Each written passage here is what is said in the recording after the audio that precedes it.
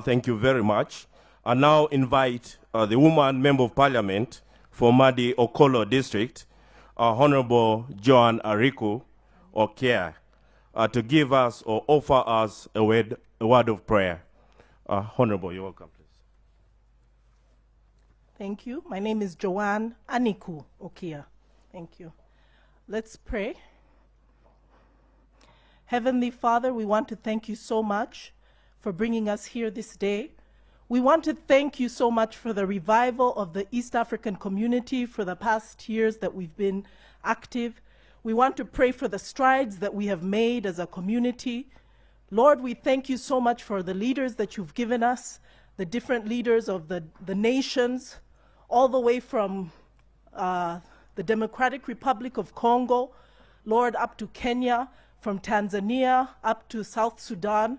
We want to pray for wisdom and direction for the leaders of the different nations, that we would truly have one mind, one purpose, and move as one. Father, we want to pray that you would give us a mindset change, Lord, as the people in this community, that we would move as one, that we would think as one, and that we would move in the way that you've called us to move. I pray that you would open our minds, that we would see how rich we are as a nation of East Africa, how rich we are as a nation of Africa, Lord. I say nation and not continent because we know that we are one people. We pray that we would use the wealth of Africa to build Africa with African solutions, Lord, that we would see ourselves as you truly created us, Lord, and that we would not look down on ourselves, but know that we have great potential. Father, we want to pray for this induction. We thank you for the high-level speakers that you have brought us to speak to us today. We pray that you would open up our minds, that we would receive whatever they have for us this day, and we pray that we would leave this place enlightened, enriched, and empowered to do your work.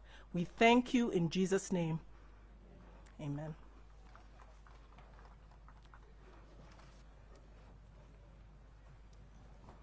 Thank you very much, Honorable, for that fantastic prayer.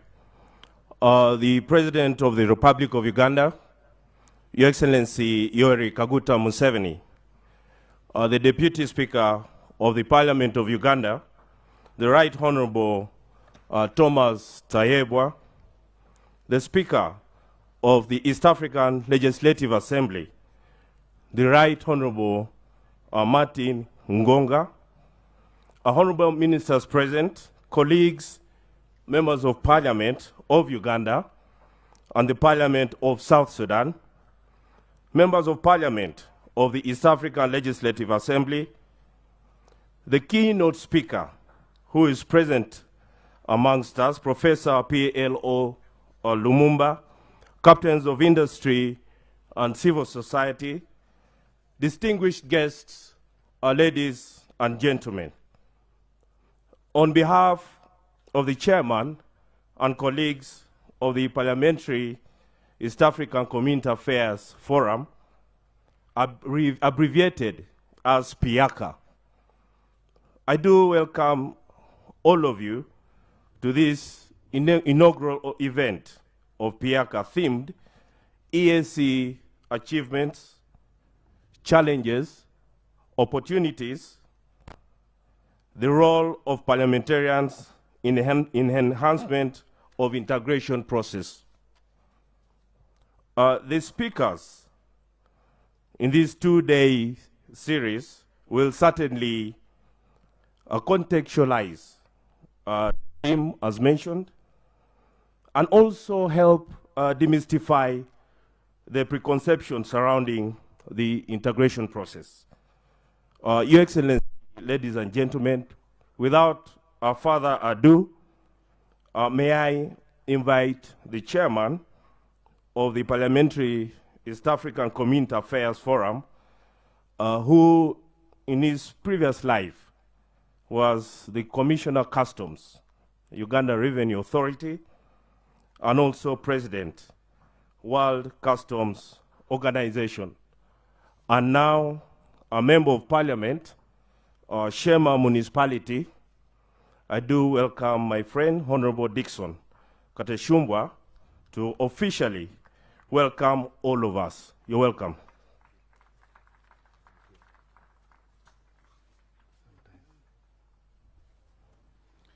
Your Excellency, the President of the Republic of Uganda, the Right Honorable Deputy Speaker,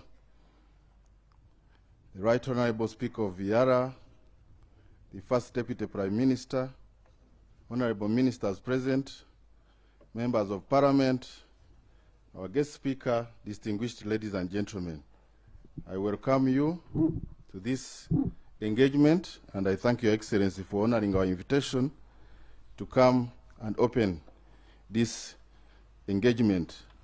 I want to inform Your Excellency that we started this morning with a talk from the former Secretary General of the EAC, the Honorable Amanya Mshega.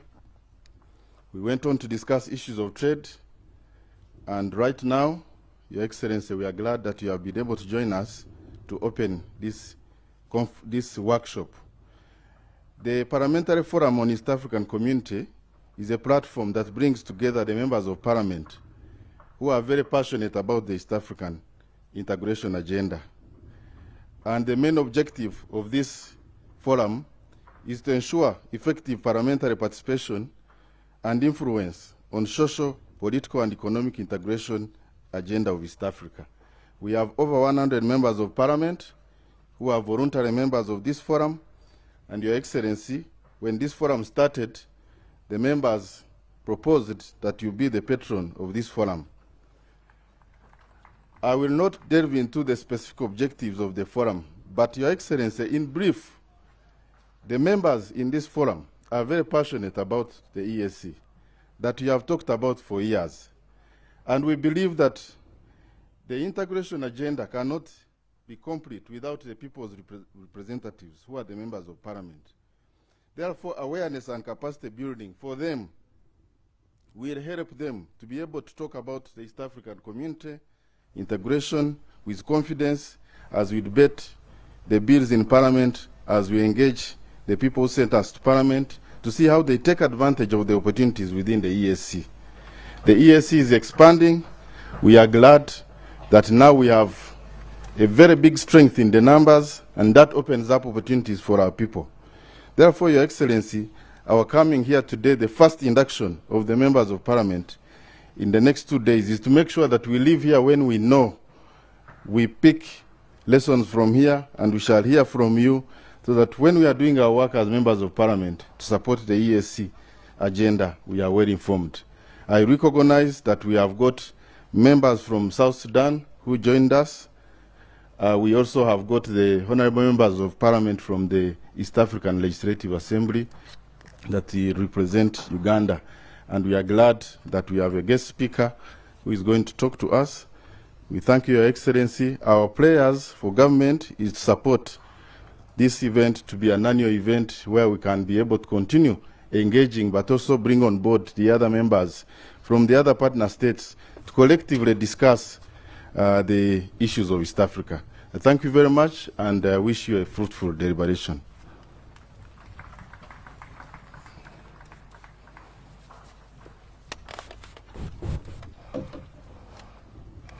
Thank you very much, Honorable Katesh, for that curtain raiser. May I now invite Honorable George Odongo, who is a member of the East African Legislative Assembly and chairperson, Yala Uganda chapter, who will in turn invite our keynote speaker. Honorable George, you're welcome, please.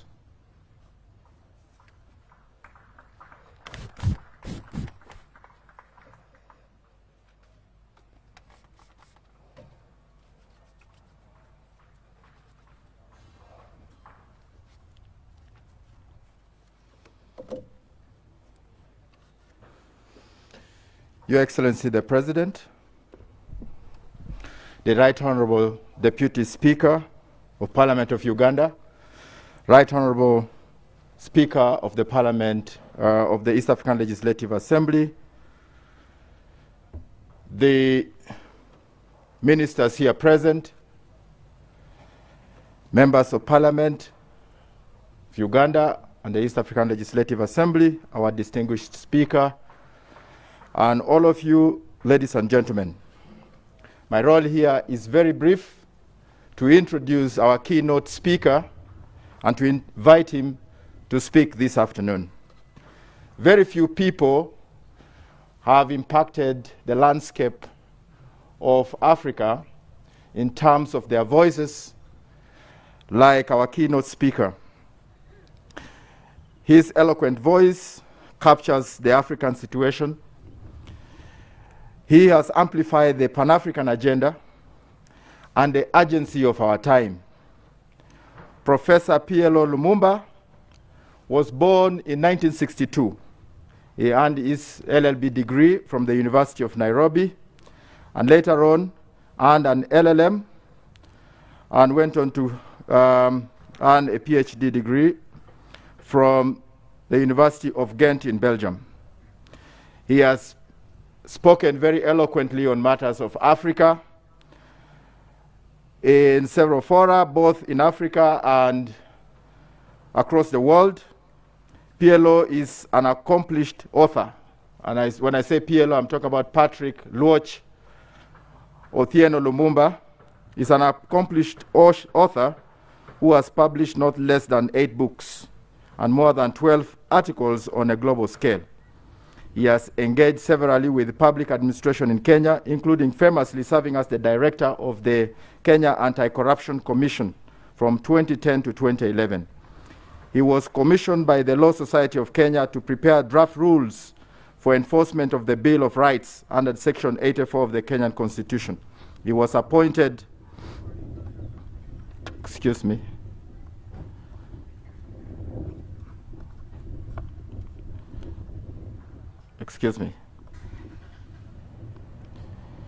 He was appointed by the President of the Republic of Kenya to serve as Secretary to the Constitution of the Kenya Law Review Commission. Lumumba was also an appointee by the Honorable Attorney General to serve in the National Committee on the Implementation of the International Humanitarian Law. He's an advocate and a partner of Lumumba and Mumba Advocates, director of the Kenya School of Laws, and the founder and director of the Center for Environmental Policy and Law in Africa, a founder and chairman of the PLO Lumumba Foundation, a member of the Attorney General's Task Force on Press Law in Kenya, a member of the Attorney General Task Force on Laws relating to HIV and AIDS, a founder member of the Movement for Dialogue and Nonviolence, as well as a founder chairman of the Association of Citizens Against Corruption. Professor Lumumba has wide consulting experience with the International Committee of the Red Cross, Association of Kenya Insurers, the World Trade Organization, European Union, and the British American Tobacco, among others. In his private life, Professor Lumumba is known to practice martial arts and is a 3rd Dan black belt in Shokotan Karate. We are privileged to have Professor Lumumba today. Professor Lumumba has been a very close friend of the Parliamentary of Piaka, and we have severally engaged with the professor with the view that he would come and headline this very important conference. We are happy that even when we postponed twice this meeting, Professor Lumumba allowed to adjust his program so he could fit in and be able to be here to present, to make that his keynote address. Ladies and gentlemen, without wasting time, allow me to invite Professor PLO Lumumba to make his speech. Karibu sana.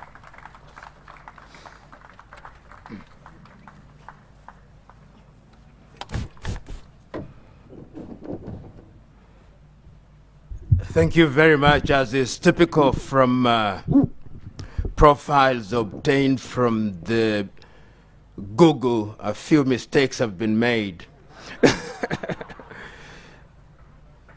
Let me begin by acknowledging the presence of His Excellency, the President of the Republic of Uganda, retired General Yoweri Kaguta Museveni.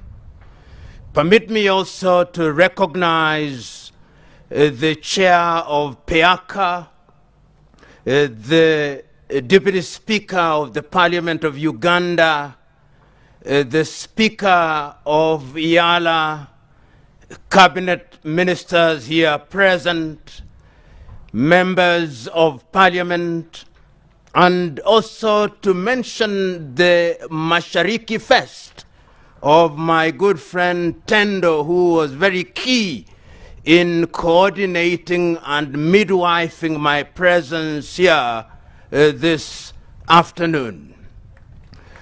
Let me say that I am honored and privileged to be asked to share my thoughts with you on the subject, the role of parliamentarians in the integration process.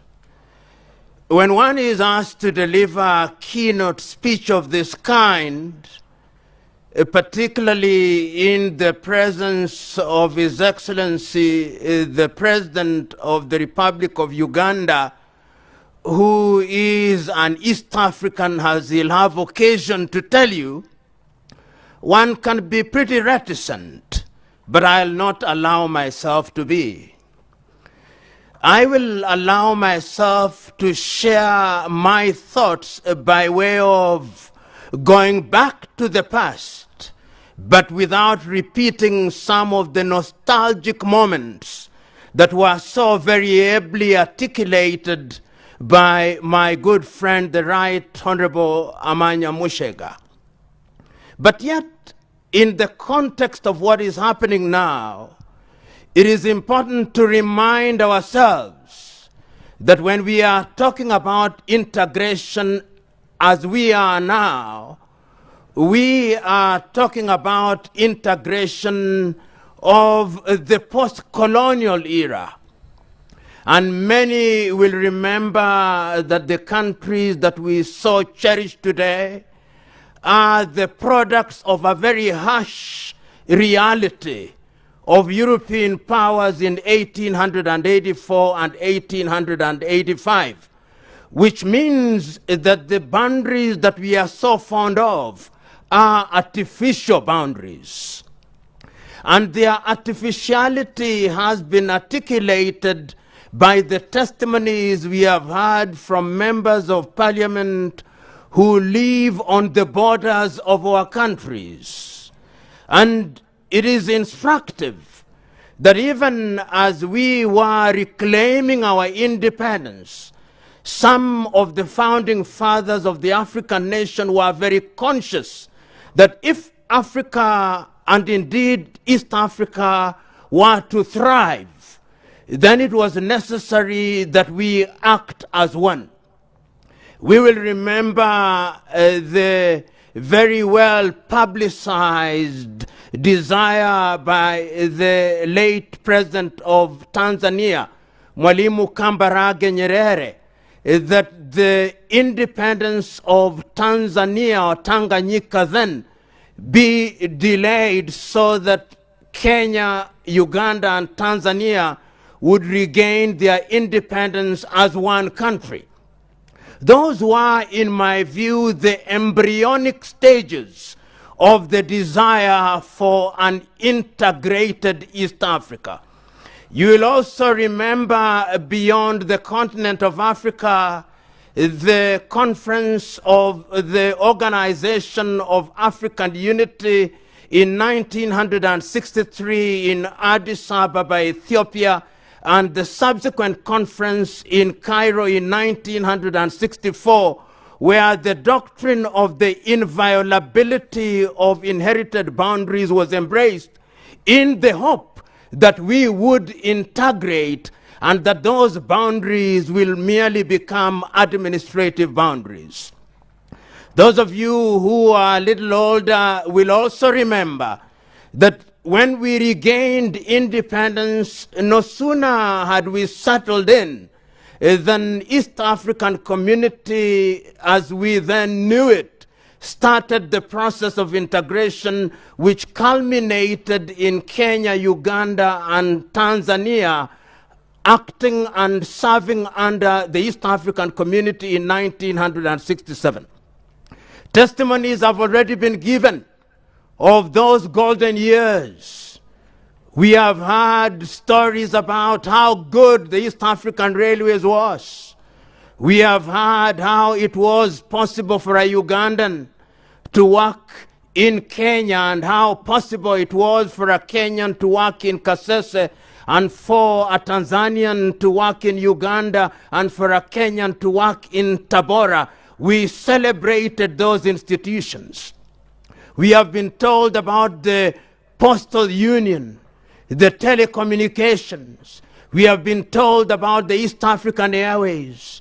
We will remember fondly the University of East Africa, how it was easy for a Kenyan medical student to study in Mulago and for a Ugandan student to study law at the University of Dar es Salaam and for a Ugandan student to study engineering at the University of Nairobi. We are all nostalgic about those days. We then ask ourselves why it is that recognizing the value of unity as we do and as we appreciate, why is it that in 1977 our countries went out? What brought about the centrifugal forces that saw Uganda go its way, saw Kenya go its way, saw Tanzania go its way, so that we were disunited? Commentators, whether they are politicians or political scientists or just idle speakers, would say many things happened. Some would say that it was ideological differences of the leaders of the day. Some would say that there were forces from outside of the continent whose desire is that we remain in a state of disunity. All those assessments are possibly true. But even after we had lost our opportunity for deepening our unity in 1977, it cannot be denied that the desire for unity and the desire for the East African community always remained alive. And that is why, therefore, when in 1999, the movement to re-establish the East African community came alive, it was at once sentimental, at once nostalgic, at once visionary, and I'm glad to say that it happened in the presence and through the joint midwifery of the President of the Republic of Uganda, Yoweri Kaguta Museveni. He remains one of the midwives at that time. He is the only one who is still alive to give us a true testimony of the thinking of the day. But we who are students of history remember that when we thought about creating the East African community, we reminded ourselves that never again shall we make the mistakes that were made by our forebears, that never again shall we have a misstep, that never again shall we allow ourselves to be divided by narrow interests, that never again shall we allow myopic views to stand in the way of a good project, that never again will we allow the newly created East African community to be a body that stands up in the air without being grounded in the minds and hearts of the people. And it is in my understanding that the treaty under whose aegis the East African community is now rested is designed to ensure that the people of East African community is indeed located not only in the hearts, but in the minds of the people of East Africa. I remember that when I read Article 5.2 of the treaty, the very deliberate effort, which was people-centered, the statement that we start with a customs union so that the people of East Africa would trade without let and hindrance, that we would go then into the next phase of a common market, and that ultimately we would go into a monetary union, and that ultimately we would have a political federation. Those are sometimes described by the romanticists as the four pillars upon which East African community stands. But the question that we are here to ask ourselves this afternoon is, now that we are on the path of unity, how have we performed? Have we learned the lessons of the past? Have we understood where we want to go? Are our people wedded to the ideals of the East African community? Are we moving with jet-like speed to realize the desired federation? His Excellency will remember when he and his colleagues met in Nairobi on the 27th and 29th days of August, the year 2004. And Your Excellency, you will remember then, you issued a communique on the 28th day of August. And you'll remember then, Your Excellency, that many statements were made.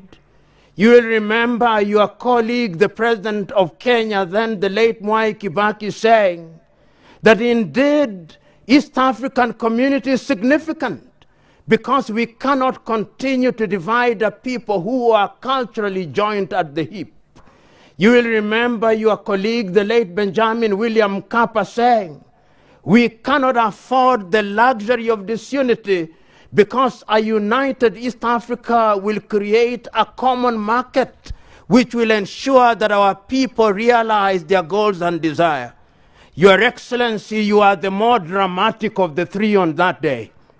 You said, and permit me to remember what you said, that we cannot allow East Africa to continue to be balkanized, nor can we allow Africa to continue to be balkanized in 53 countries which are weak and which are incapable of negotiating with other parts of the world. We must stop that balkanization. You said that, Your Excellency. Today, Your Excellency, in your very presence, we are interrogating the question as to whether we are still balkanized. And Your Excellency, if you permit me to be honest and candid, the steps we have made thus far must be celebrated, but we could have done better.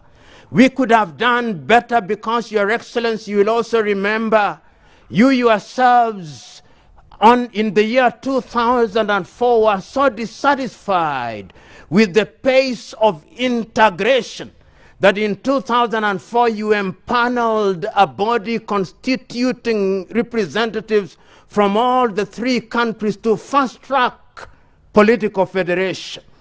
They went round East Africa, they went to Uganda, they took the pulse of the politicians, they went to Tanzania, took the pulse of the politicians. They came to Kenya, took the pulse of the politicians, and they did not stop there. They went to the business community and took their pulse. They went to the universities and took their pulse. They went everywhere and they submitted a report to you in the year 2005 in which they claimed, and I use the word claim deliberately, Your Excellency, they claimed that the East Africans had declared unequivocally that they wanted integration urgently. And they said that by the year 2013 we would become one federation. They said that by the year 2013 we would have one East African president. They said that we would have one currency. They said good things, but the reality, which is a sad reality, is that we are nowhere near realizing those goals. Which then begs the question, what can we therefore do? Because it is true that our diagnosis of our problem is right. We know what we ought to do. We have made many declarations. We have created many institutions. We have the East African Legislative Assembly, which is functional. We have the East African Court of Justice, which is functional. We have other institutions which are functional. But yet there is a sense in which we have not made the nuclear decision. And let me be understood to mean, when I say the nuclear decision, the decision that will change the matters in such a fundamental way that the farmer sitting in Gulu, when he is asked about East Africa, he or she can relate to it. The nuclear decision that will ensure that somebody sitting in Iringa can relate to the East African community. The reality that when somebody is sitting in Meru in Kenya will be able to identify with the East African community. That is what we are looking for. And today, we are assembled here to interrogate ourselves. We are assembled here to ask ourselves uncomfortable but necessary questions.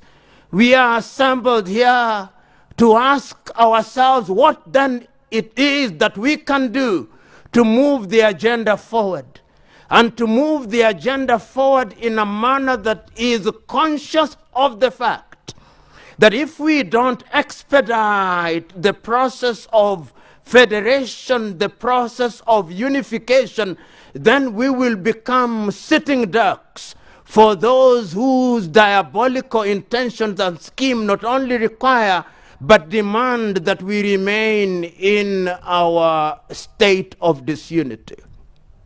Your Excellency, you will remember several years ago, you said, when we were talking about East African community, and you are talking about the insignificance of our small markets. If my memory serves me well, and it normally does, Your Excellency, you asked, why should Kenya say that it has a big economy? Bigger than what? Why should Tanzania say that it has an even slightly bigger economy than Uganda, and Uganda say that it has a bigger economy than Sudan? Your Excellency then said, that is an exercise in futility. It is three dwarfs trying to argue which one is taller than the other. They are all dwarfs, even if one is taller than the other. I'm submitting to Your Excellency that we cannot continue to be dwarfs.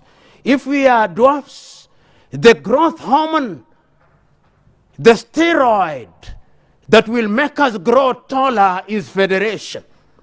And I'm submitting that we have the intellectual wherewithal, because we remember that a federated East African community will be a building block for a federated Africa. And I am aware that we have now expanded. The Democratic Republic of Congo is now with us. I'm aware that South Sudan is now with us. I'm aware that Rwanda is now with us, that Burundi is now with us. I'm also aware that the Somalis have also indicated their desire to be with us. We are some kind of magnet that is attracting others. But before we consolidate, what then is it that we can do? Because, Your Excellency and honorable members here present, we must remember that as we are talking about Federation of East Africa, there is no shortage of individuals out there who would not want us to unite. If you did not know, but I suspect you do, there is a new scramble for Africa.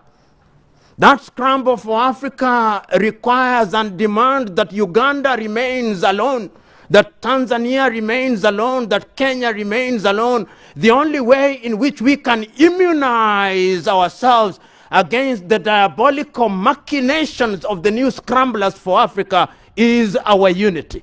And I'm submitting to us that you who are members of East African community, members of the East African Legislative Assembly, what is it that you can do? You must constitute yourselves into missionaries of old. Go out there with zeal. It is not the shortage of protocols that we have a problem with. It is not the lack of clarity of treaties that we have a problem with. It is our commitment, it is our desire to go out into our villages and hamlets and to ensure that we have men and women who, when they go to Arusha, they are missionary, they have the missionary zeal, and they are talking about East Africa.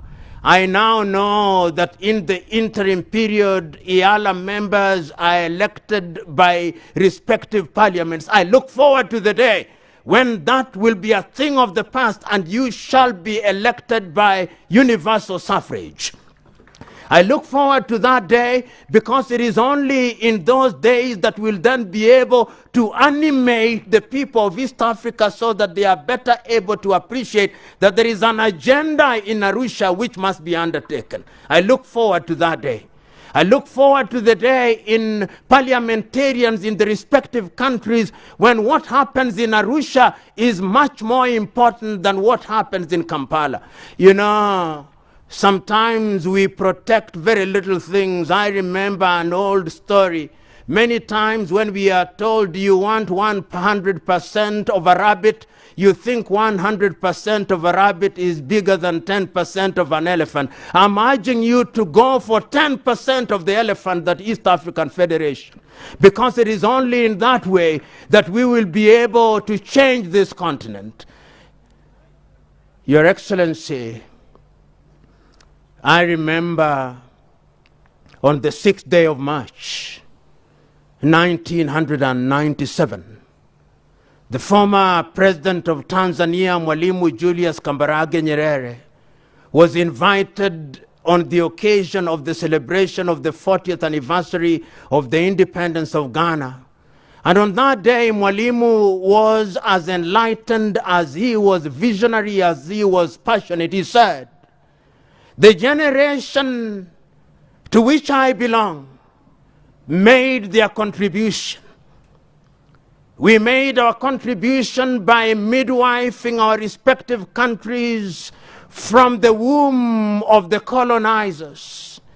In the process, we made many mistakes, but in the process, we also made many things and made monumental contribution to the process. It is the duty of each generation to recognize what their duty is. Our generation did their part. This generation must now take Africa to the next level." Mwalimu proceeded as he was speaking to say, "Whenever I travel outside of the continent of Africa, nobody cares about our Ugandan-ness. Nobody cares about our Tanzanian-ness. Nobody cares about our Kenyan-ness. Nobody cares about our Congo-ness. They only care about our African-ness." And to me, the statement therefore is, nobody cares about our little countries, but they care about our East African-ness. History has placed upon our laps the opportunities to make a change. And Your Excellency, as I conclude, because conclude I must, you are now the elder statesman in East Africa. We know what the legislators must do. We know that they must legislate. Permit me now to use this occasion to address you directly with due respect. When history is written, Your Excellency, I want it to be said of you that as the elder statesman in East Africa, you presided over the creation of an East African Federation. Let it be said of you that during your watch, that is the period during which we had an East African currency. Let it be said of you that is during your watch that we had one East Africa with one president, let it be said on you. Your Excellency, I look forward to those days, and I'm asking the heavens to preserve me that I may see them.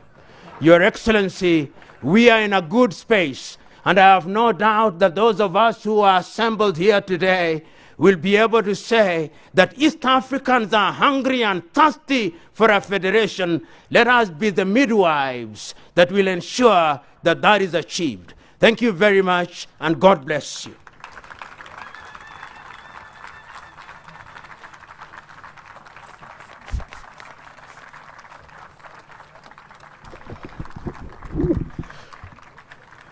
Thank you very much. Thank you so much for those very thought-provoking statements. Thank you for the nostalgic insights of the EAC integration, and certainly your acknowledgement of President Museveni's efforts in ensuring that the EAC integration process stays afloat. And you indeed made reference to a statement often made by His Excellency the President that says, if we are three dwarfs, then the antidote to the growth of the dwarfs is the Federation of East Africa. So once again, PLO Lumumba, Professor, thank you, sir. May I now take the opportunity to invite a prominent Rwandan lawyer and politician, formerly Prosecutor General of the Rwanda and Special Representative of International Criminal Tribunal of Rwanda, now the Speaker of the East African Legislative Assembly. Please put your hands together for the Right Honorable Martin Ngonga. You're welcome, sir.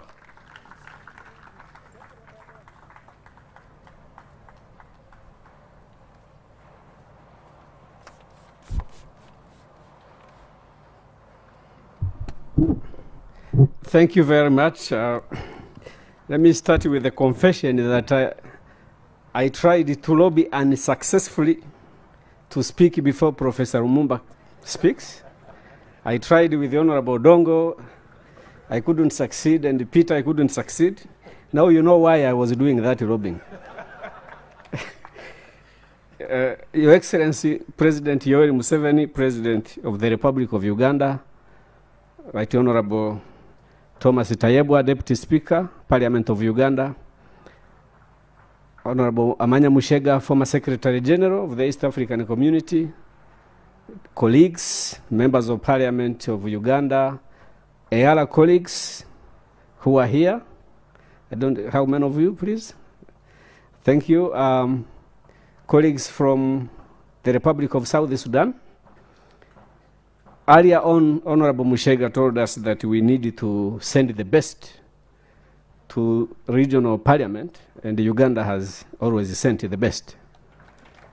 I thank you, Your Excellency, for I take note that you have given them another opportunity to contest for their positions, and that is the right decision you have made. Your Excellency, we have been told about the history of the community. Those who were old enough to see the former community, which collapsed eventually, are nostalgic about it, about that history. And those of us who are not yet old enough to know it, we have seen the new community. And this is thanks to the resilience of leaders, including yourself, Your Excellency, who kept their eye on the need to integrate our people. If it had not been for your resilience, possibly we could not be having this community today. The ideas to organize through regional blocks is not new. I went to the University of Dar es Salaam and I read about the discussions that were taking place there. The Dar es Salaam group, the Casablanca group, the argument whether we should integrate Africa to independence or we should start with the regional groupings. all arguments were valid, and what is happening today, and thanks to your leadership, is that we are reviving those ideas that unfortunately in the initial years of our independence, we could not consolidate them enough. So I will not be going into details of what I had prepared to talk to you about. I will file in my document. But I wanted to talk about two things. One, the community we have today is performing well. And I say this with abundance of caution. Honorable Mushega told us we cannot celebrate achievements by comparing ourselves with those who are performing poor as ourselves.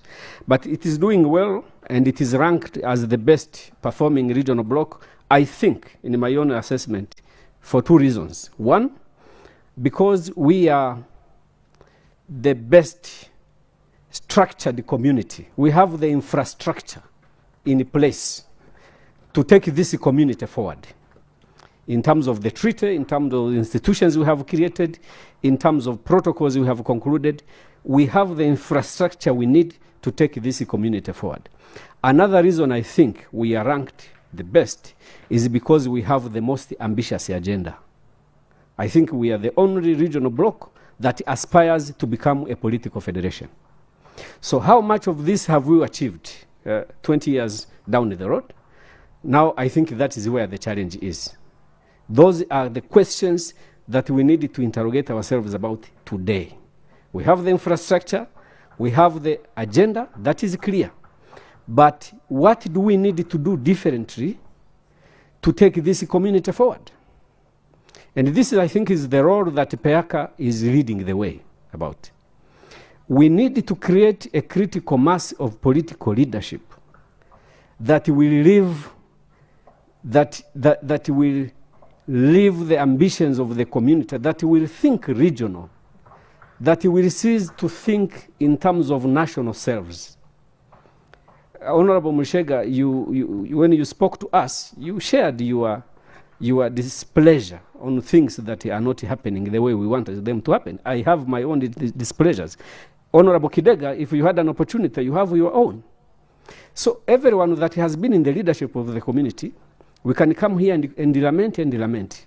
So what do we need to change in terms of our workings to make the community functional is the question that we need to ask ourselves today. Another important question that we need to interrogate today is how do we secure this community such that it doesn't collapse again? Because once beaten, yes. So we cannot just be complacent and assume that this community cannot collapse again. And we have been told all along by His Excellency President Museveni and others that EAC is a survival strategy because it is for prosperity and strategic security. So anything you need for your strategic security is basically a survival strategy. So PEACA, thank you. You are leading the way. And I want to make a few proposals. First of all, we need to expand this membership. Let it include every member of parliament. Because every member of parliament in our national parliaments must be someone who shares the ideas of integration. So let it cease to be a group of those who are willing, let all of us be willing to be part of this club. And also let it become a regional platform, such that all members of parliament in regional parliaments, national parliaments, can be members of this group, so that we have a good number of people, a good number of political leaders that can preach the gospel of integration. What we need, Your Excellency, because our people are already integrated, we just need to bring the political leadership on board, because we are the ones who are lagging behind. I want to share one final experience. Honorable Kidega, you were our speaker, when you authorized that we find out why there is a problem when Maasais cross to Kenya and to Tanzania during a certain period of the year. And you remember we went to Rongido and Kajiado, we wanted to know what's happening. The Maasais told us that for centuries they have been doing that. And they tell us when we move, if I'm moving from Kajiado or Rongido, I know where I'm going. I know my destination and I know I will find my relatives there. And I expect them another time when they come to my place, when they needed to come to my place. Then we spoke to the leadership. The leadership had a different story. They were telling us about foot and mouth disease. Animals, when they cross, they can contaminate the other side. So the question was, why can't we put in place an arrangement to facilitate these movements instead of banning them? So people are already integrated. We need to integrate the political leadership. And this is the role that I think PEACA is attempting. We need to support you. And Your Excellency, I request that we support this initiative and we expand it across the region. So I cannot take a risk of waiting until you ask me to clear. Thank you very much. I think now I was advised that when I leave the podium, I invite Honorable Tayebwa to come and invite Your Excellency to address us.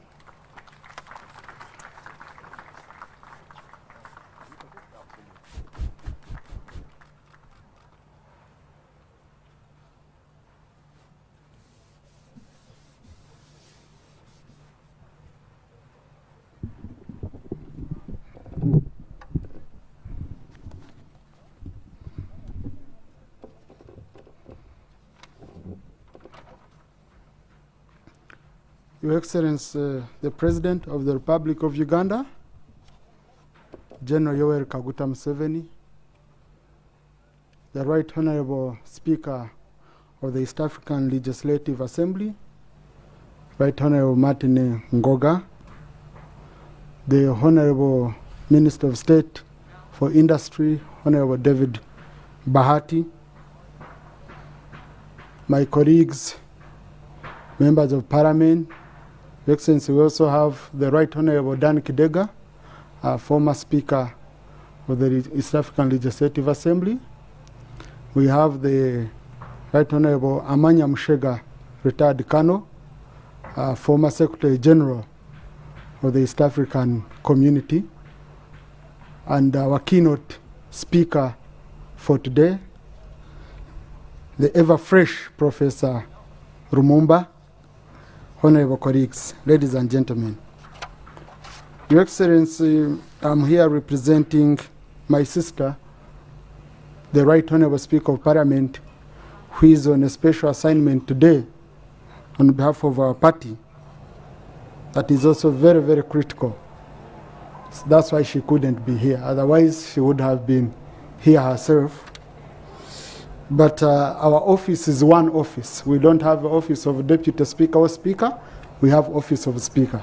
So when I'm here, she's here. Your Excellency, I want first to thank you for your commitment, consistency, and patience with the East African cause, integration cause. Not only East Africa, but Africa in general. I don't think I've seen any leader who has been as patient, as consistent, and persistent. When we were in Makerere politics, we used to use the adage that as persistent as a mosquito. When a mosquito raids you at night, whatever you do, it's very persistent. That's how our president has been persistent in as far as this cause is concerned. Your Excellency, also, some of us, the sacrifices we've seen you make, and against even the advice of some of us who would be radical. I remember, for example, at Makerere University, when you said all East African students should pay the same amount of fees. Why should you charge a Kenyan $1,000? You charge a Ugandan 1 million. And public universities protested, and other countries were not doing it. And our argument in public universities was, but others are not doing it. Then you say, be the leaders. Why do you wait for others to do it? Why can't you do it? And now it's benefiting very many East African students from all over. And Your Excellency, that contribution, we can't take it for granted. Your Excellency, also want to thank you for declaring. I was telling my friend Honorable Bahati that every Monday from 7 to 9 he has to be taking Swahili lessons. Or maybe he joined the army to Israel, because some people, when they put on uniform, army uniform, Swahili starts flowing. So I wanted him to join the army maybe so that he can learn Kiswahili. Because I was sharing with some few business people and I was emphasizing this Kiswahili which you're just laughing at is going to even help business much more than public officials. In the retail business I've been doing, I remember one day we were in China and we were negotiating buying some equipment in our private business. And the negotiations became tough. The Chinese retreated and started speaking Chinese. Now for us, I was with a brother from Achori, a lawyer from Lango. We couldn't retreat in English because they understood English. So they retreated, they spoke their language, came and hammered us hard. Now for us, we had any safety net. So we had to wait, whatever they decided. We came back because we couldn't communicate in any local language as Ugandans. We were totally stuck. So we want to support you. And as the leadership of Parliament, we are going to spearhead this to ensure each and every member of Parliament is trained to learn Kiswahili, Your Excellency. Maybe one day we can even change our rules to have a session in Swahili. Your Excellency, also, we want pledge as the leadership of Parliament continue to support this forum. To Peyaka, members, we promise you support. Because when we are supporting you, we are supporting His Excellency's vision. He's our vision bearer, and we have to support him in this vision to ensure that indeed we deliver on it. And I think Your Excellency also, and Right Honorable Martin Ngoga, when you're handling issues of East African community, the politics we were talking about, the politicians who are not yet fully on board, we need to see a way of integrating the East African Parliament with the national parliaments. For example, we have 9 members of Parliament from Uganda. What do we lose if they are ex-officials of the Ugandan Parliament? So that they can come and sit in the Ugandan Parliament. They don't have voting rights, but they come, they participate. We ask them questions about what they are doing for us in ARA, other than just getting reports. I think that's at state level. But I think it would be a very good proposal so that they are fully integrated within us other than seeing them at voting time only.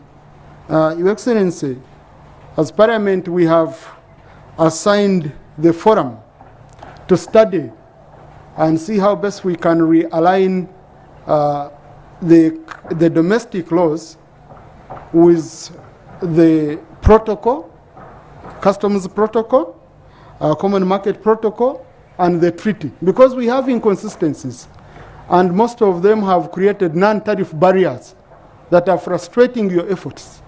A very good example, we've been having a situation on the issue of like rice, where you find people are saying, no, you are allowing in rice, you must pay VAT. You're not allowing some of us to bring in this. So those issues, Your Excellency, are issues we've assigned Peyaka to work very closely with the East African Committee of Parliament, and we propose amendments which we shall share with you the moment you find indeed they do fit within the vision you have for the region.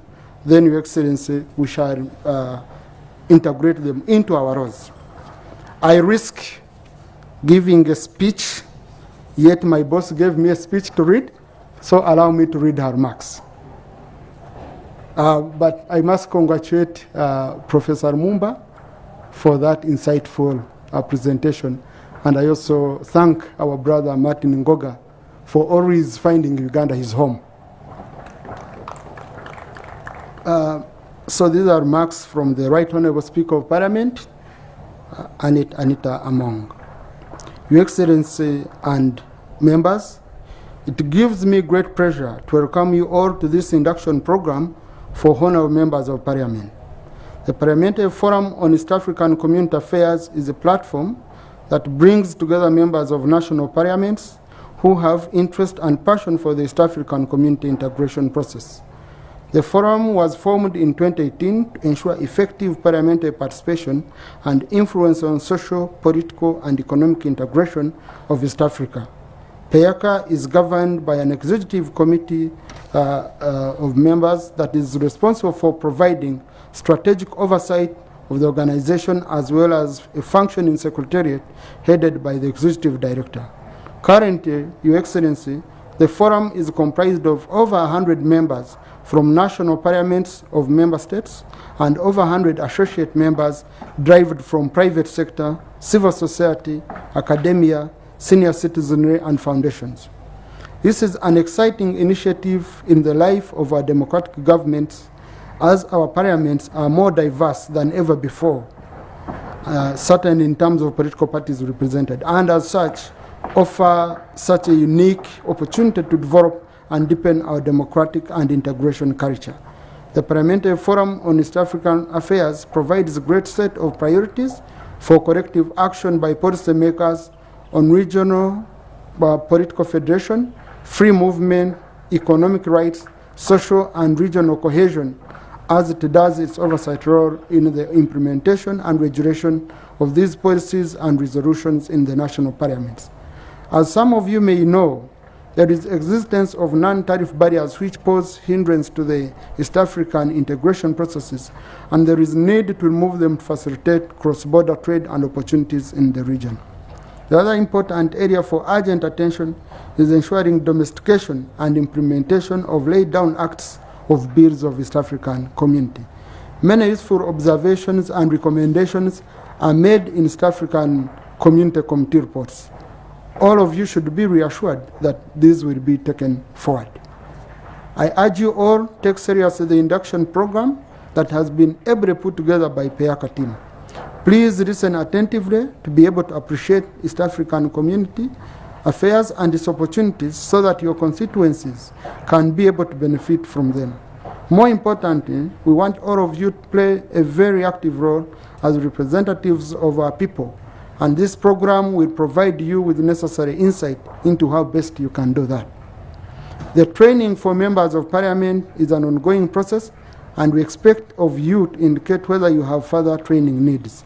There's a lot of work to be done by national parliaments. Our immediate focus should be in line with the 4 pillars of the East African integration processes, namely the customs union, common market, monetary union, and political federation. We must also ensure that the program of parliament is designed to effectively do the oversight, monitoring, and evaluation of East African community and IARA resolutions and requests. Like you, I look forward to serving in a parliament where inputs of members of East African community can be expressed constructively and freely without fear or favor. I hope that the debates we will have will be well informed, meaningful, and respectful after this induction. We also need to give serious attention to the ways in which members interact with the public on East African community affairs, and we must rededicate ourselves to the true meaning of keeping the doors of Parliament open. I hope you find the training useful, and I look forward to your recommendations on future training. Together we must continue the transformation of East African community and ensure it remains relevant to the many challenges our people face and the hope they have invested in all of us. I thank you, Right Honorable Anita Anet Among, Speaker, Parliament of Uganda. Your Excellency, before I invite you, the Right Honorable Rebecca Kadaga, who has been with us since morning, requested me to deliver her apologies, that she has a cabinet paper which you needed urgently, so she rushed to work on it, but she was here with us up to 2 p.m., Your Excellency. So now I take the opportunity to invite you, Your Excellency, to address the members of Parliament and invited guests. Thank you.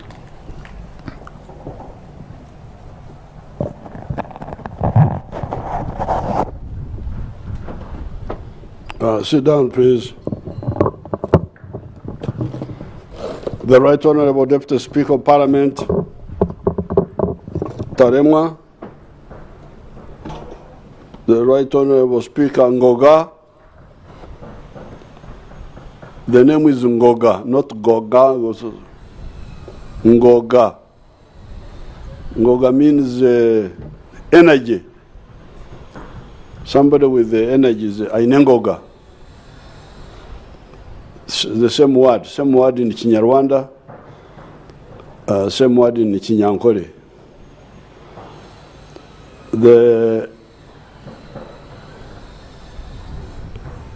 Right Honorable Amanya Mshega, Right Honorable Chidega, and all the other ministers and members of parliament. I am glad to know that there are some members of parliament who are concerned about East Africa. That's very good, because some of the leaders are just there. Leaders, Echetero, just by name. Leaders, but leading nowhere.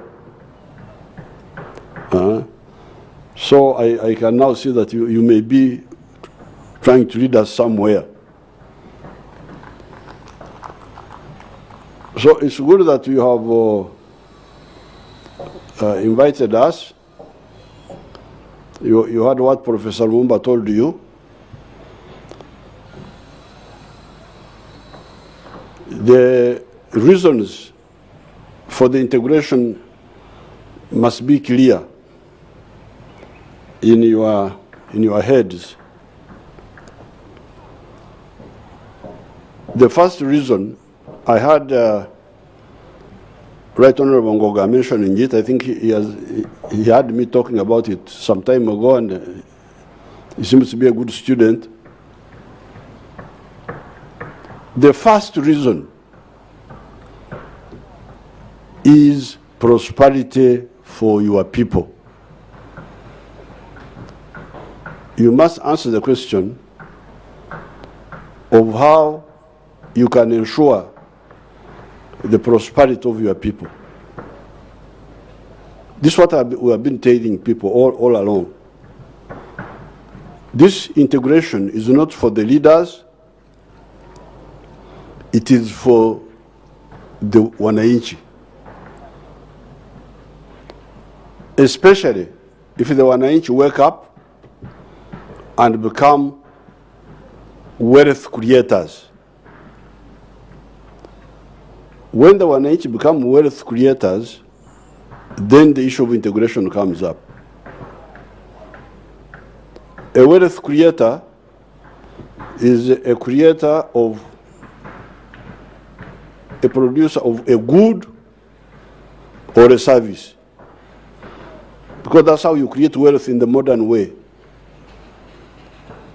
In the past, in the pre-capitalist times, the pre-money times, you could have goats and you look after them on one hill, and you don't have to bother with the other villages beyond your area, because the goats and the cows were for only subsistence, for food. But with the development of the money economy, with capitalism, when capitalism came up, and modern economy, even socialism, socialist economy, then the issue of who buys what you produce becomes crucial. And this is where the parochialists, those who are parochial, really run into trouble.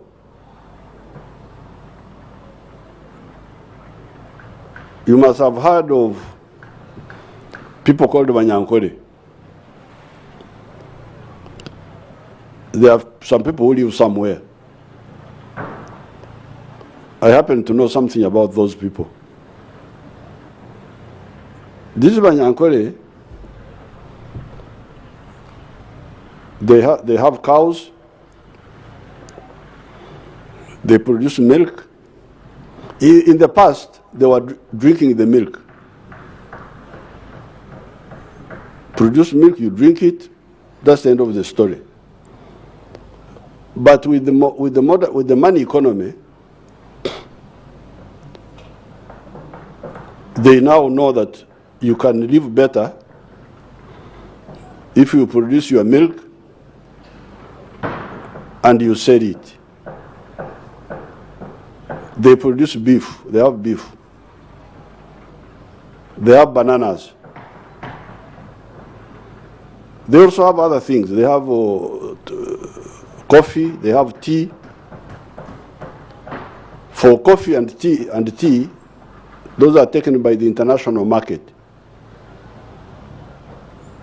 So even if the Ugandans didn't want to buy the Banyankore tea or their coffee, they would sell it abroad. But it would have to pass through the non-Banyankore area. Even that international trade will get to the ocean by going through parts of Uganda which are not Banyankore areas and parts of East Africa. So even for that, they need Uganda, they need East Africa. But specifically for the milk, the beef, and the bananas,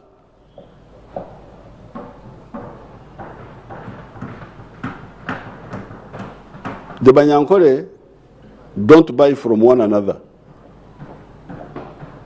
Why? Because they are producing similar products. This Banyankore has got bananas, the neighbor has got bananas. The neighbor cannot buy from this one cannot buy from the other one. This one has got milk, the other one has got milk.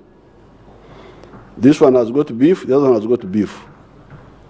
Therefore, although they have wealth, they have cows, they have land, they have water, but to turn it into wealth, into prosperity, they would be stuck. And that's why the Banyankore now need Uganda. That's why the rescuers, those who rescue Banyankore from poverty, are mainly the non-Banyankore who come to buy their milk, to buy their bananas, to buy their beef.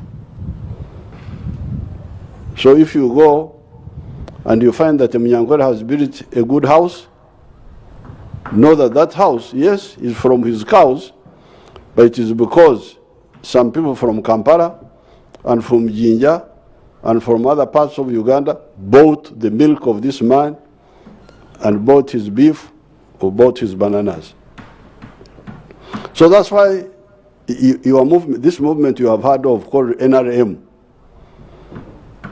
from 1965, we saw this.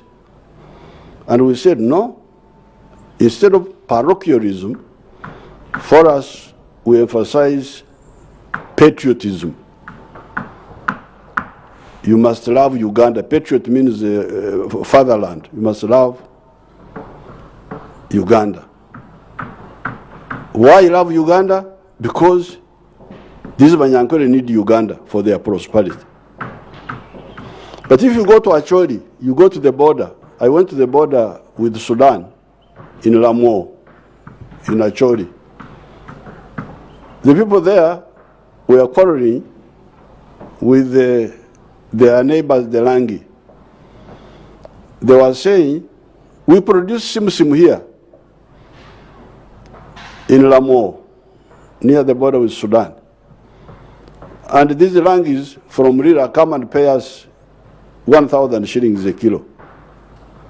When they get to Kampala, they sell it at 10,000. That was another quarrel. But still, you could not miss the linkage that the Achoris on the border with Sudan, this one is producing simsim, the neighbor is producing simsim. The neighbor cannot buy from this one cannot buy from this one. The only people who buy this simsim are we the Camparians, whatever you call us, who don't produce simsim, who buy it from the Achoris. So the Achoris are liberated from poverty by us, we, I have never produced a kilo of simu in my life. But we use it. And who are producing it? They are Chodis on the border with Sudan. And we are the ones who buy it here in Kampala. So therefore, this is the first step.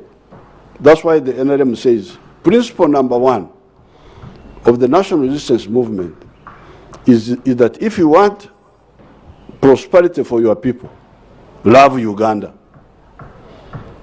If you say, I am a Mnyankore, but I don't care about Uganda, I care more about Ankore, you are a liar. You are actually enemy number 1 of the Banyankore. Because if the Banyankore did not have Uganda, they would not be prosperous. So, by you being against Uganda, you are against the prosperity of the Banyankore. You are enemy number 1. So when you hear all these opportunities, talking about tribes, about religion, those are enemies, first and foremost, of their own people, of their very people. Yeah. In the school system, I was never assisted by a single Mnyankore when I was studying. The only people who helped me to study were 2 Baganda, 1 white man, and somehow the local governments were giving scholarships at some stage, and also the government of Uganda. Now, the 2 Baganda who helped me to go to, this was before, in the colonial times, before the economy had become more monetized. But even at that stage, we had one fat Muganda from Barara. He was called Bukenya by Banyankore. That's a Bukenya, but for the Banyankore, you know, they destroy everything. His name was Bukenya, but the Banyankore called him Bukenya. Now this fat man would come to Ntungamo, our area, in the monthly cattle auction market, and buy cows, including my father's cows, and take them to Mbarara for slaughter. There was not a single Mnyankore who was involved in the cattle trade that time. It was only this Muganda man, Bukenya, and then there was another Muganda man from Kampala. Apparently he was well known here in Kampala. He was called Warusimbi Mpanga. He's the one also who used to come and buy cows and bring them to Kampala here. So these are the ones who would buy my father's cows. My father had cows, but he needed money. He couldn't take a cow to the school to pay school fees in a cow. He had to convert the cow into money and go and pay my school fees. But the Banyankore were not buying those cows. Now the other man who helped me was a man he was a white man called Shea.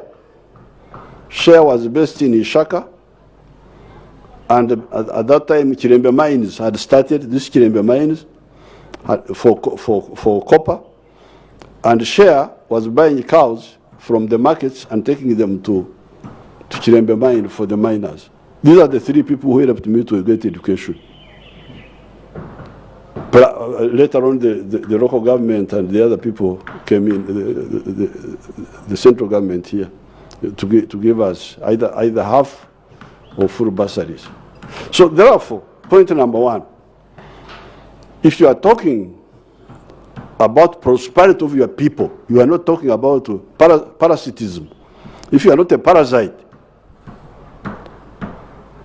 you must love Uganda. You must love Kenya. You must love Tanzania. You must love Rwanda. You must love Burundi. All those people who talk about sectarianism are enemies first and foremost, of their own people, of the very group they claim to be speaking for. But in our languages here, which don't move with a lot of speed, we say tuba tukyali awo, as if they were doing nothing. Tuba tukyali awo. When we were still there, the Ugandans woke up. Being asleep is also a good thing, because when you are asleep, you don't know where danger will come from. A snake can come and enter the bedroom if you are asleep, and it will bite you and you die peacefully. You will not know. But when you wake up, you start seeing things. Now, these Ugandans, in the past, they were really asleep. Like, for instance, in 1986, the production of maize was apparently 200,000 tons or something like that per year. Now, the Ugandans are producing 5 million tons of maize.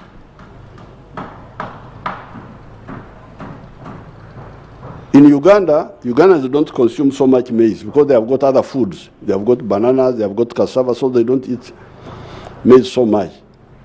So within Uganda, the consumption is 1 million tons. So you get a surplus of 4 million tons. So where do you sell it now? We are stuck. The internal market cannot take more than 1 million tons. The milk, the other Banyankore issue I told you.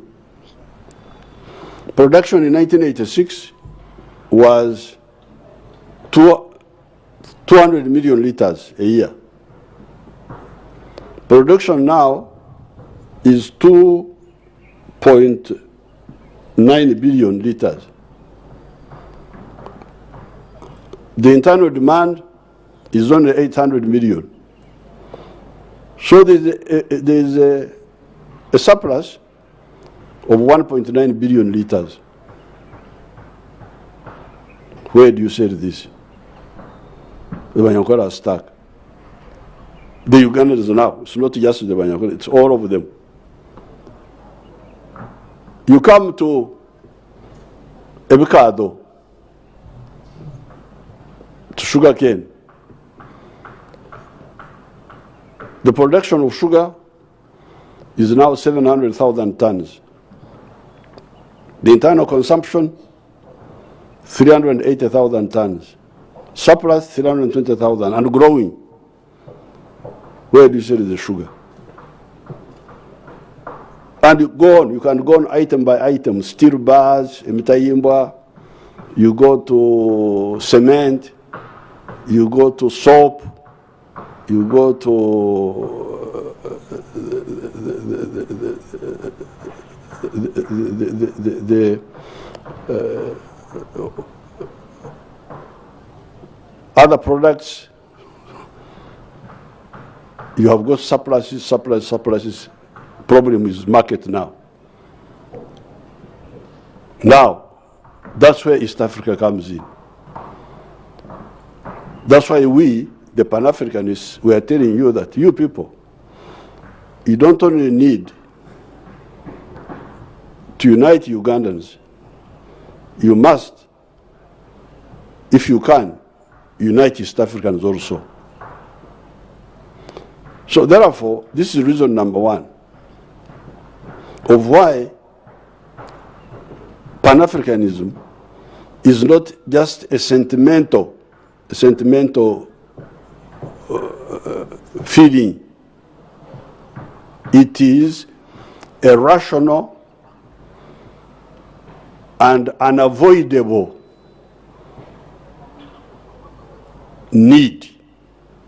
Either you do it or you become traitors of your people. If you see leaders who say they don't care about integration, they are definitely traitors of their own people, whether they know it or they don't know it. And these areas will never develop. Do you need examples? Yes. We've got very good laboratories. There is what they call North America, which has got 3 countries, Canada, United States, and Mexico. The whole continent has got only 3 countries. Then neighboring, there is South America, which has got a large number of countries.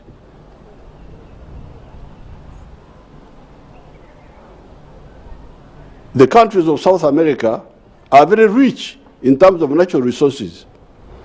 They've got a lot of resources.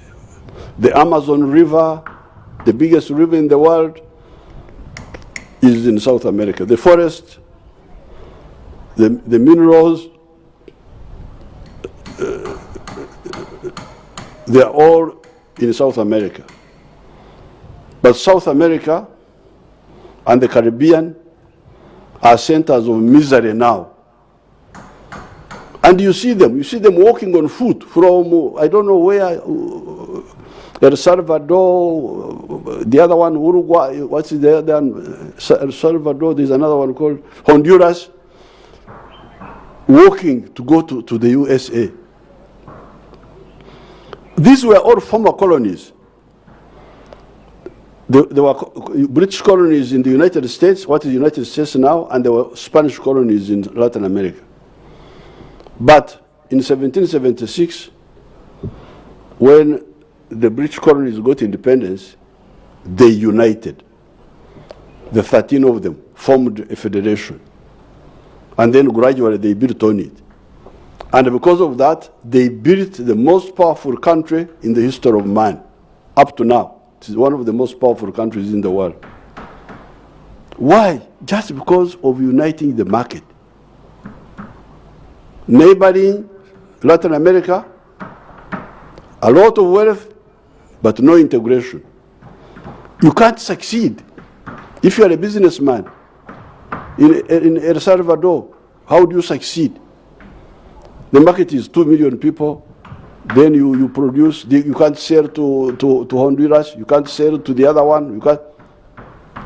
People give up and run away. Business people run away, go to invest abroad. When I was in primary 3, 1955, at a place called Chamate, we were being taught that Argentina is one of the richest countries in the world because it had a lot of beef and wheat, and it is the one which was feeding the whole world. Now, if you look for Argentina now, it is one of the poorest countries in the world. What happened? The richness of Argentina and was based on selling beef and wheat to Europe. Now, when the Europeans formed the European Union, they shut out the beef of Argentina, they shut out the beef of the wheat of Argentina, and it became one of the poorest countries. So therefore, market is a very important stimulus for prosperity. So that's why we support this integration. Whether you like me or you don't like me, you need me.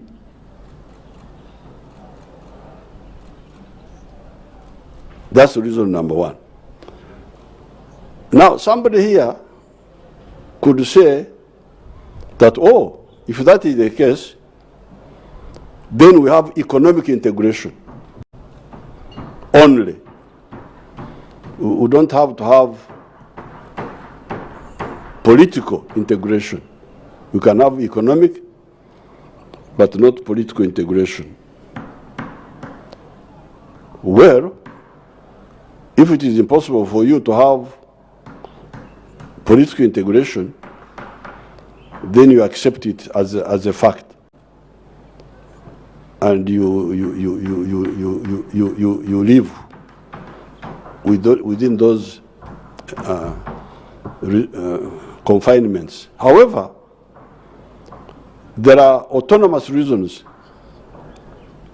for political integration. There's a war going on in Europe now between Russia and Ukraine. I don't know those who are encouraging the Ukraine to fight, but I think it's not a good idea. Why? Because the Americans are the ones who are telling everybody about what they call four-dimensional superiority. That you are four-dimensional superiority means you are superior on land, you are superior in the Air Force, air, you are superior at sea, in the Navy, you are superior in space. Now, in the case of Russia and Ukraine, Russia is superior in all four. So, whenever the NATO brings something new for Ukraine, the Russians are watching it from space. So, how can Uganda, because somebody is superior to you on land, in the air, at sea, in the oceans, you don't know what's happening in the oceans, he's there alone, you are not there, you are here in Uganda, he's in the Indian Ocean, he's in the other one, he's in the other ocean, he's looking at you in space, looking at you like an insect. What is your plan, sir? Madam, Honorable, Right Honorable, Excellency. What is your plan, Excellency? How do you plan to defend us against this man who is looking at us in space? Katonda Jari.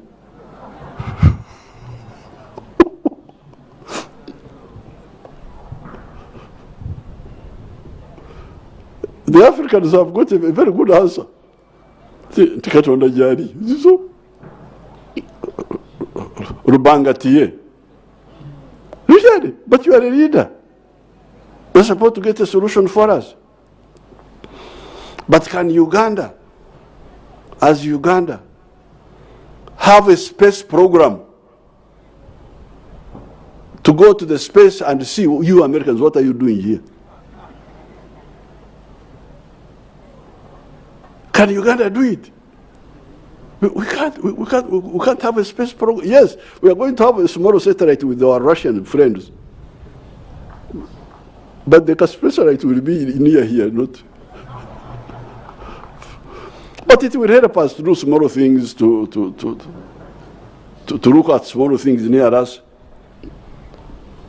We are going to have that small satellite.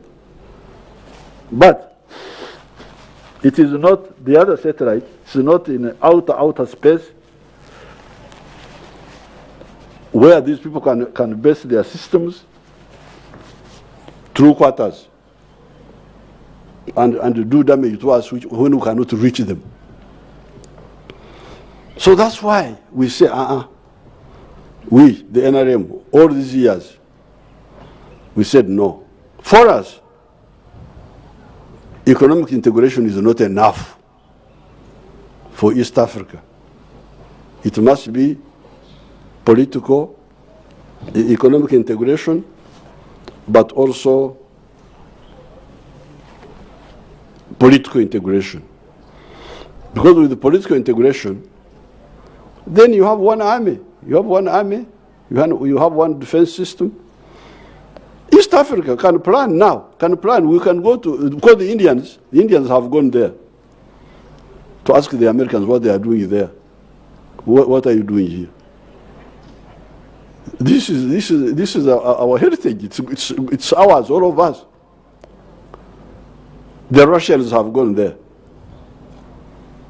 The Chinese have gone there. The only ones who are here are the blackies. What did they call the Africans? Negroes or what? What did they call them?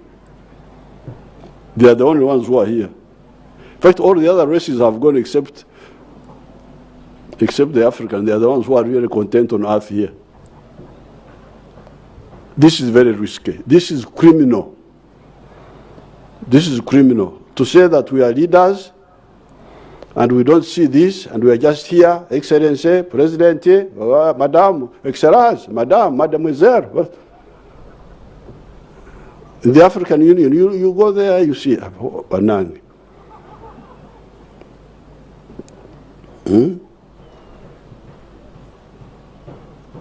We are keeping the Africans for slaughter in the future. Like looking after cows, then at some stage they are slaughtered by the one who wants to slaughter them. This is not acceptable. That's why we need East Africa can go to space. East Africa. You can go to space. You Americans, what are you doing here? Mukora Chiwano. Eh? We have also come to see what you are doing here. So, that's why Ngoga correctly captured number 2. Number 2, integration is to deal with the issue of strategic security. Otherwise, it is really, because you the generation of Africans, you are going to be like the African chiefs who are here half naked, running around, that they are very important, that is a lion, that the king is a lion. A lion, whom do you eat? He only eats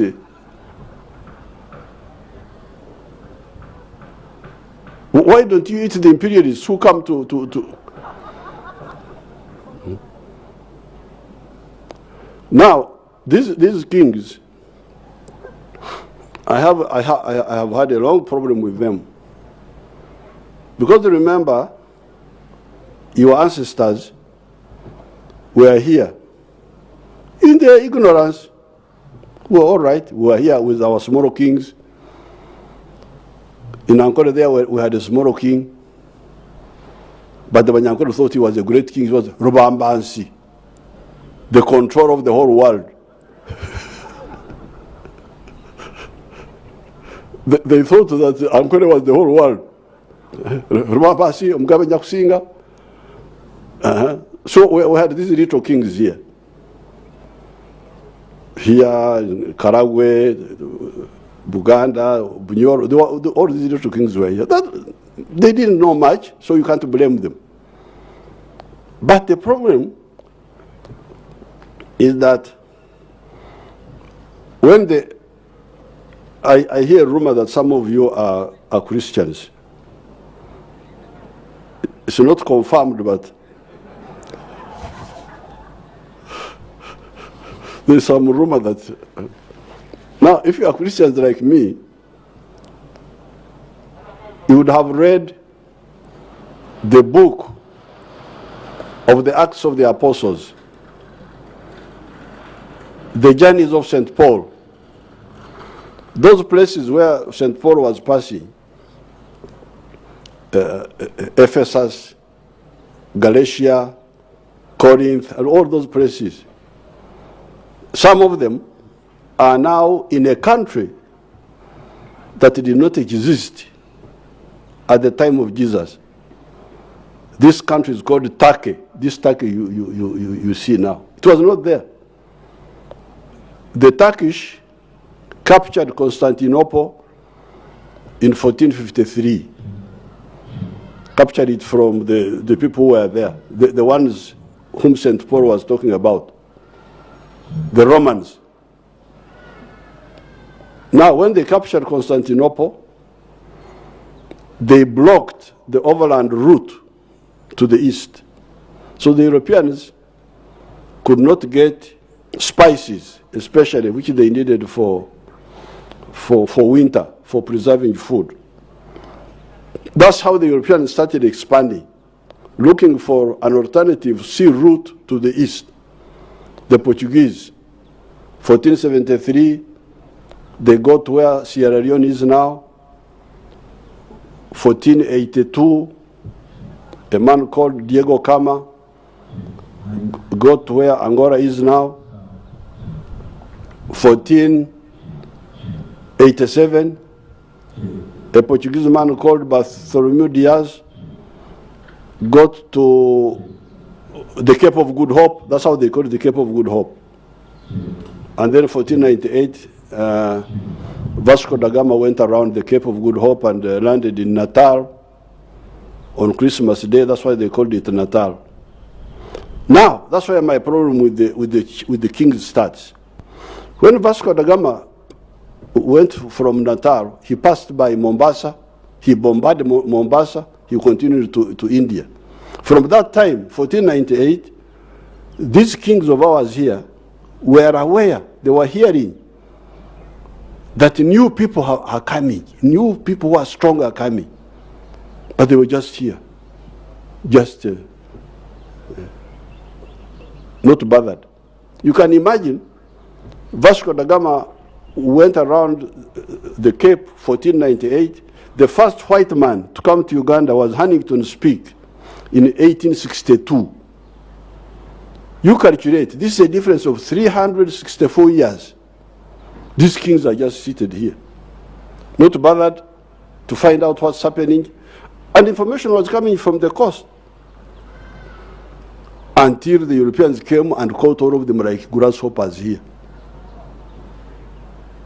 All of them were captured. Mwanga, Kabarega, all these little pharaohs who tried to resist, they were captured like grasshoppers.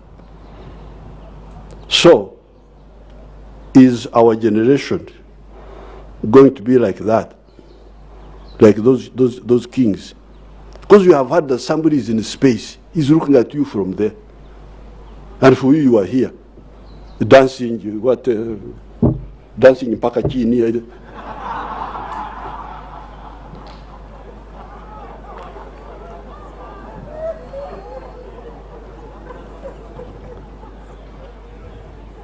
Really, that's all the leaders are doing.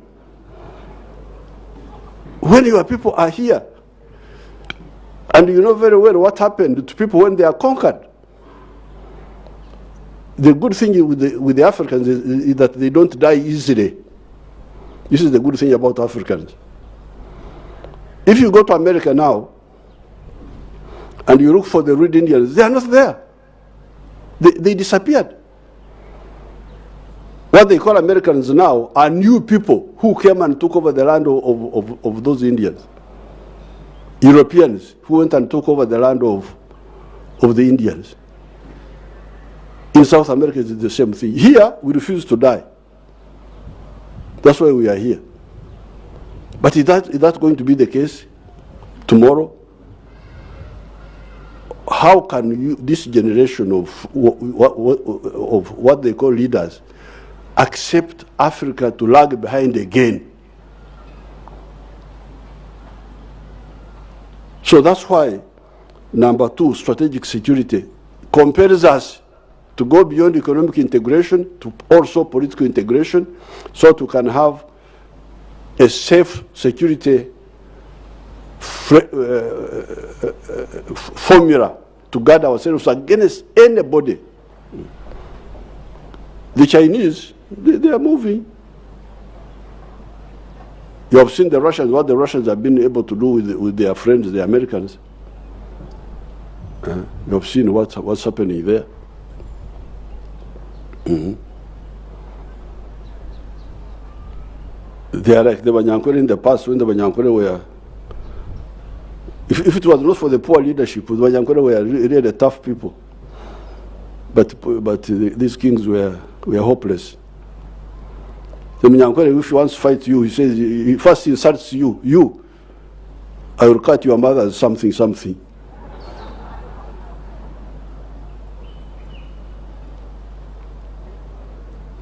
Then you know that he's serious. We are not serious. Now, finally, but these people, we are begging you to integrate. Because we are begging you. The NRM, I have been, so now almost from 1963,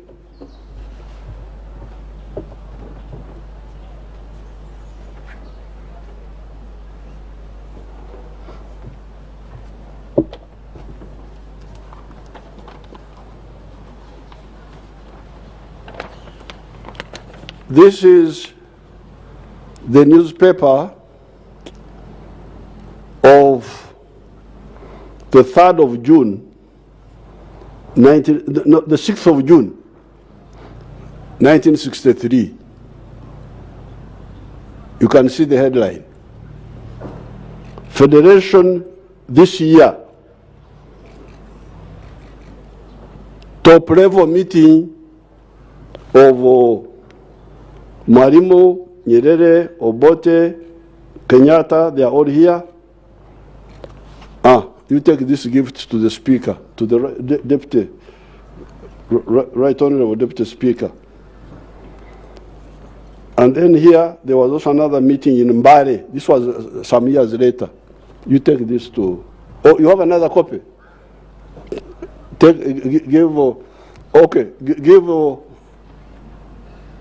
Tayewa a copy, Ngoga another copy. Even remember the preacher can also get a copy.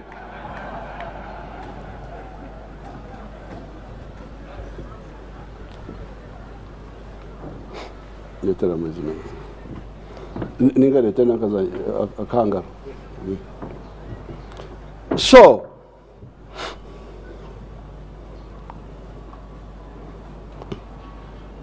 that was the Uganda August of June 6, 19.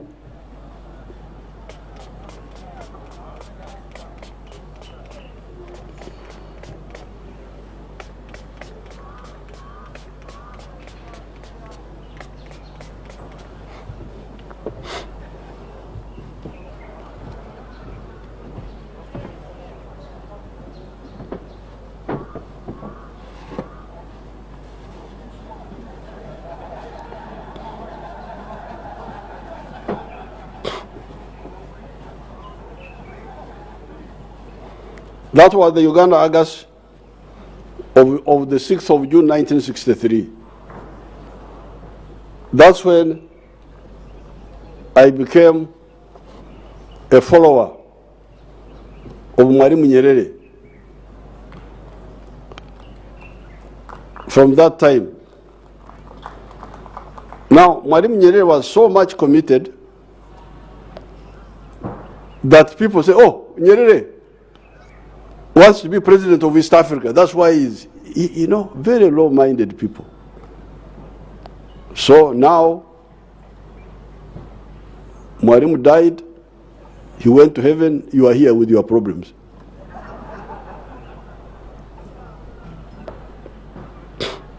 The Banyarwanda have got a good way of speaking. You know, these dialects are similar, like Kinyarwanda, Kirundi, these ones here.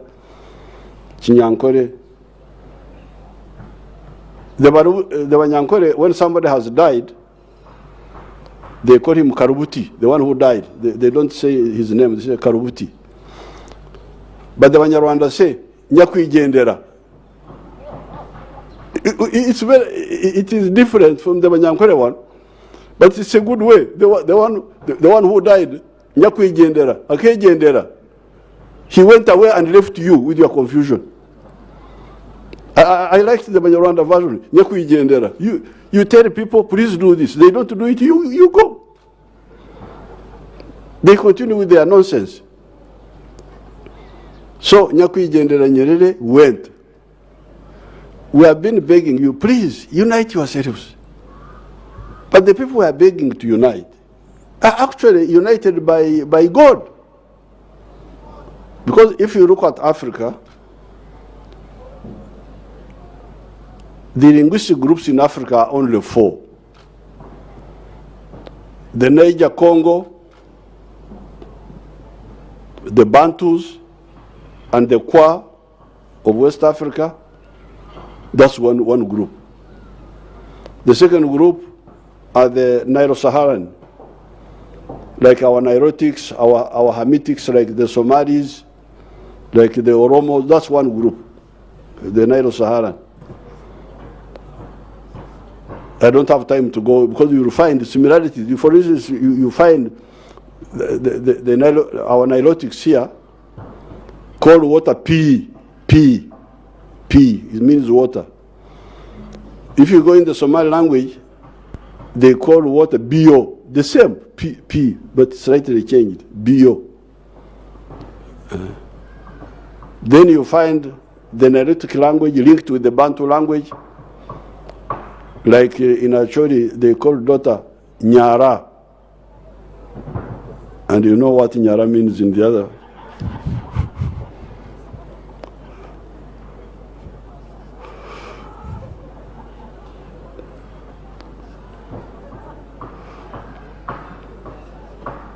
Then you have, so these are the second group. Then you have the Afro-Asiatic, the Arabic and Amhara and Tigrinya, and then the small South African group, the Khoisan. These are the four groups. But fortunately, for East Africa, there is a neutral dialect apart from these linkages. Because, like for instance, if you take like Runyankore group from Ukerewe in Mwanza, all those groups, and Kigoma in Tanzania, and Burundi, all those speak dialects which I can listen to without translation and know what they are talking about. Kinyarwanda, Kirundi, Kiha, Kikerewe, Kizinza. I don't need translation. All the way to Lumumba's place, Professor Lumumba, the Luya. I can hear what they are saying, know many of the things they are saying. When I visited the Vice President, Mudi Awori, I visited Mudi Awori, the former Vice President of Kenya. The women came singing, Igula Mlango Museveni Yizire. Now, how could I fail to know that? Igula Mlango Museveni Yizire. Igula, open. So apart from those linkages, we are lucky to have this dialect, which is neutral, doesn't belong to anybody, called Swahili. Swahili is a dialect which doesn't belong to anybody. We can use it in the whole of Africa. It is not Uganda, it is not Runyankore, so you will not say Baganda have imposed their language. No, it's neutral. Swahili, it's developed on the coast. Sahel is coast in Arabic.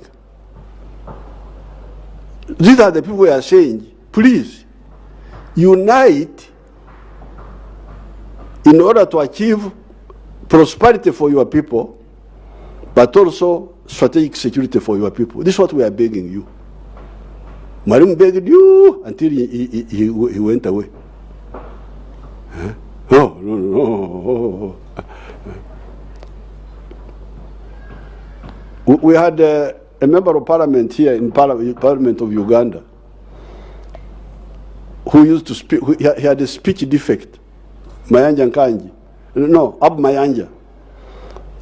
He used to speak Obulimi. Obulimi is when you speak with the tongue out. So when they were debating that issue there, and Obote was beginning to develop cold feet, then Ab Mayanja stood up in Parliament. Some people want to remain big fifis in small ponds. So, this problem of wanting to remain big fish in a small pond, that's what I remember I was talking about. getting a hair instead of 100% of a hair instead of 10% of an elephant. That's what he was talking about. So these are the people we are begging you to. So what are really the factors? Why can't people see what is so good for them? I think in your analysis, you need to notice one thing. Many of the actors are not wealth creators. They are not part of the wealth creation. Many of the actors are wealth consumers. They are the ones, the bureaucracy say what. They consume wealth, but they don't produce it. So they don't know the challenges of wealth creation. Because if you are a wealth creator, you would know the importance of the market. Market internal, market regional, market international. Germany, this Germany you see now, by 1871, was not one country. It had 39 kingdoms. Prussia, Saxony, this one, Bavaria, 39 of them. And they had kings, small kings there. But there was a big business group in Prussia called Junkers. They are written as Junkers, but they are pronounced as Junkers. These were big producers. They would produce a lot of, I don't know what, whether it was wheat or I don't, you can do the research. They were big producers, and they had a problem of market to sell, like we're having now, what you call the non-tariff barriers, NTBs. They are the ones who backed Bismarck, who united Germany after the 1870 war with France, the Franco-Prussian War of 1870. So,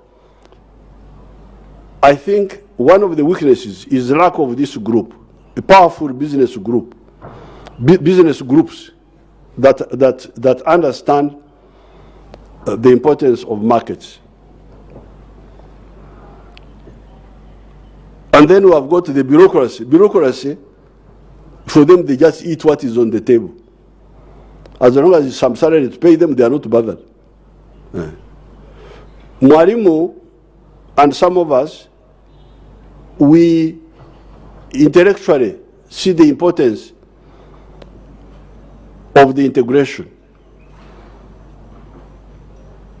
And that's why we preach. But it would be good if we had these ones who are doing it for the sake of... Now, the other people, like the Maasai, Ngoga talked about, the border communities. The border communities, the traders, the small people, the ordinary people, they see the importance. But they don't have power. They don't have power.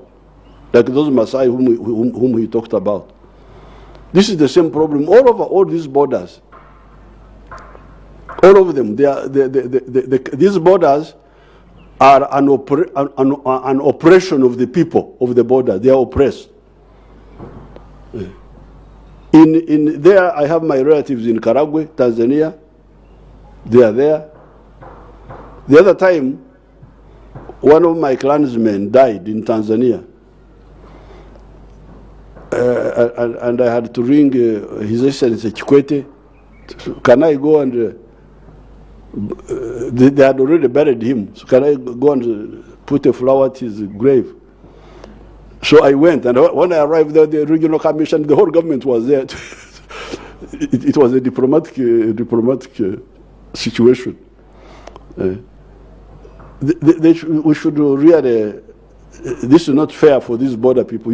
All these borders, from the border, Katuna, you find Bachiga on the other side, Bachiga on this side, Chisoro, Chinyarwanda speakers on this side, Chinyarwanda speakers on the other side. Then you come to Kasese, you don't know who is a Congolese and who is a Ugandan.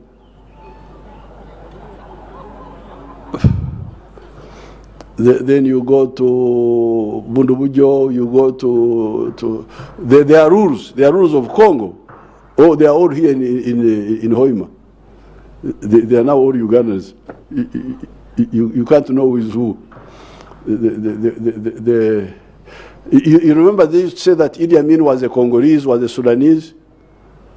This is because Idi Amin's tribe, the Kakwa, are more in Congo and in South Sudan than even the ones in Uganda. Then Madis, you know the Madis. You remember there was a big man in South Sudan, Joseph Lagu. Is he still alive? Is he alive, Joseph Lagu? He's alive. That man is a Madi like these ones of Uganda. Like, oh, do you want to know how Madis look like? My daughter-in-law stand up and they see how Madis look like.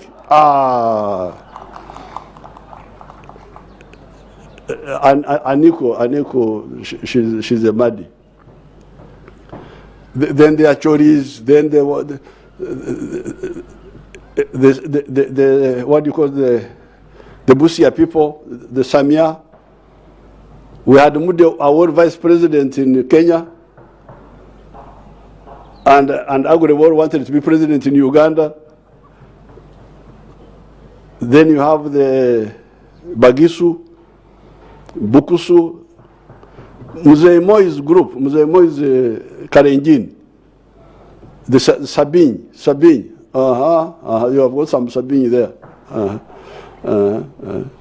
So these people, for them, they know the importance of integration, but they don't have the power. The power is with some other people, the bureaucrats. But even in ancient times, even before the capitalist era, really, although the kings were also blocking us, but goods were coming from Zanzibar all the way to Bagamoyo, to Tabora, to Karagwe, to Uganda, and all the way to Congo. So therefore, I'm very glad to hear that you have formed this group. Really, this is a matter of survival. If you want Africa to be like Latin America, that option is there. 300 years from now, I don't know what will be happening, whether the Africans will still be around or what. Or Africa would be a very powerful place. And East Africa is the one with the best chance.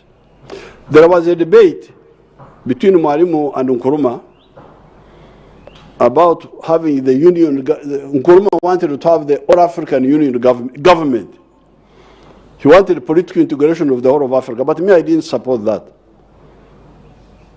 Africa can be united economically. I can economically be in the same group with the Egyptians, with the Moroccans, and so on. But politically, I would like to be in a unity, where people are either similar or linked or compatible. I don't want a country where there are incompatibilities. And I think East Africa can be a perfect example, because with Swahili, with our old linkages, we already have these linkages, the old ones, the ancient linkages, plus the Swahili. We can have a very powerful union, better than the European Union, because the European Union has got limits, because they try to be like the United States, but the United States united around the English language. European Union have German, have French, have what, they all, nobody is willing to surrender to the other. But for us, apart from the foreign languages, English and French, we can have Swahili, and our union will be much easier and very, very powerful. So thank you very much for calling me, so that I can also tell you. Now, Lumumba wanted to say that Museveni's watch. If people were listening to Museveni, we would have had a federation long ago. So you go and convince your new government in Kenya, and you see we shall be able to, we can move. Because these Ugandans have said I should be here for another 4 years. I'm still around. So you can use this window with the new government in Kenya, and we move. And I discussed this with Marimu. I can tell you this. I discussed this with Marimu, and we agreed that if for some reason some of the countries have got a problem, they can't move on the federation, they're the ones who are ready to move. What we call variable geometry. So that one I totally support. It's not correct for the ones who have a problem to veto the ones who want to move. Because when Marimu was frustrated with our groups here in 1964, with Karume, they formed Tanzania. And it's there. And it has helped a bit. You can imagine what would be the case if Tanganyika was separate, Zanzibar was separate. They share the water, the continental shelf, the what, all that. There would be a lot of complications. And as you know, Zanzibar is very small. Now you find many Zanzibaris now in Tanganyika. They have got more opportunities. So it was good that Marimu and Sheikh Abed Aman Karume moved while the others were dragging their feet. You can be sure if that union had been formed in 1963, there would have been no problem in Burundi, because East Africa could stop it. There would have been no genocide in Rwanda. There would have been no Idi Amin here. Even Somalia wanted to come in, by the way, that time. These problems you see in Somalia would not be there. Even Congo, because East Africa, if we were together, we would help. South Sudan would have helped them long ago. So it was a very big mistake, a very big historical mistake to miss that moment of 1963. Thank you. I wish you good luck. Your Excellency, thank you very much for your remarks, and also being a persistent crusader on the EAC integration. And indeed, Your Excellency, we as PIACA do appreciate your seal of approval. Your Excellency, may I also extend our gratitude to all the dignitaries that have shared with us their thoughts and experiences about EAC integration. And finally, all our distinguished participants for taking part in this parliamentary milestone. So really, we as a membership of PIACA, this is extremely invaluable, and we are so appreciative. So once again, thank you very much. Your Excellency, may I request that after the national anthems are played, that you have a photo shoot with only three dignitaries, and that is the Right Honorable Thomas Tayebwa, Right Honorable Martin Ngonga, Professor P.L.O. Lumumba, and Honorable Dixon Katashumba. May we please play the two anthems, national and East Africa, in the reverse order.